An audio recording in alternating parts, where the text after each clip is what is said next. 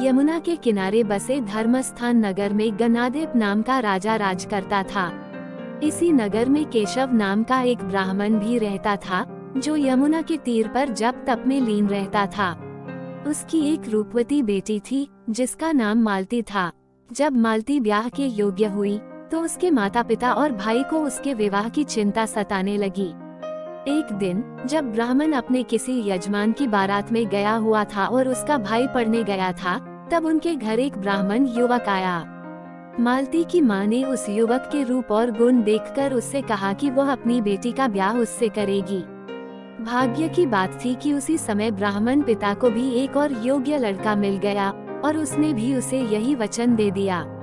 इधर मालती का भाई भी जहाँ वह पढ़ने गया था, वहाँ एक लड़के से यही वादा कर आया।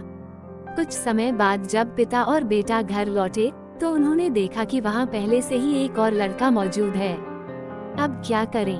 ब्राह्मण, उसका बेटा और ब्राह्मणी बड़ी सोच में पड़ गए। तभी भाग्य ने फिर से अपना खेल खेला। अचानक मालती को एक सांप ने काट लिया और वह मर गई। उसके बाप, भाई और तीनों लड़कों ने बड़ी कोशिश की, जहर झाड़ने वालों को बुलाया, लेकिन कोई नतीजा नहीं निकला। सब निराश होकर लौट गए। दुखी होकर वे मालती को शमशान में ले गए और उसका अंतिम संस्कार कराए। तीनों लड़कों में से एक ने उसकी हड्डियां चुन ली और फकीर बनकर जंगल में चला गया। दूसरे ने उसकी राख की गठरी बांधी और वहीं झोपड़ी डालकर रहने लगा। तीसरा योगी बनकर देश देश घूमने लगा। एक दिन तीसरा लड़का घूमते घामते एक नगर में पहुंचा और एक ब्राह्मणी के घर भोजन करने बैठा। जैसे ही ब्राह्मणी भोजन परोसने आई, उसके छोटे लड़के ने उसका आंचल पकड़ लिया। ब्राह्मणी ने अपने लड़के को झिड़का और मारा, पर वह न माना तो उसने उसे जलते चूल्हे में पटक दिया। लड़का जलकर राख हो गया। ये देखकर ब्राह्मण बिना भोजन किए ही उठ खड़ा हुआ और जाने लगा। घर वालों ने उसे बहुत समझाया, पर वह भोजन करने को राजी नहीं हुआ। उसने कहा कि जिस घर में ऐसी राक्षसी हो, वहाँ मैं भोजन नहीं कर सकता।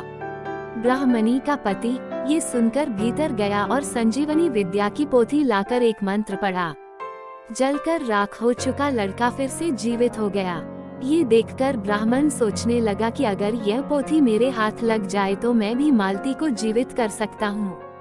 इसके बाद उसने भोजन किया और वहीं ठहर गया। रात को जब सब सो गए, तो वह ब्राह्मण चुपचाप वो पोथी लेकर निकल पड़ा।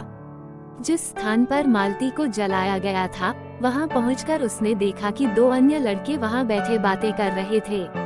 ब्राह्मण ने ये बताया कि उसके पास संजीवनी विद्या की पोथी है और वो मंत्र पढ़कर मालती को जीवित कर सकता है।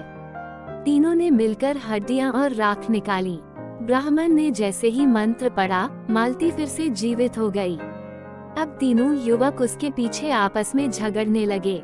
इतना कहकर बेताल बोला, राजा बताओ कि मालती किसकी स्त्री होनी चाहिए। राजा ने जवाब दिया, जो वहाँ कुटिया बनाकर रहा उसकी। बेताल ने पूछा, क्यों? राजा बोला, जिसने हड्डियां रखी वो तो उसके बेटे के समान हुआ। जिसने विद्या सीखकर जीवन दान दिया, वह बाप के समान हुआ। जो राख लेकर उसके पास रहा, वही उसकी हकदार है। राजा का ये जवाब सुनकर बेताल फिर पेड़ पर जा लटका। राजा को फिर लौटना पड़ा और जब वो उसे लेकर चला तो बेताल ने तीसरी कहानी सुनाई।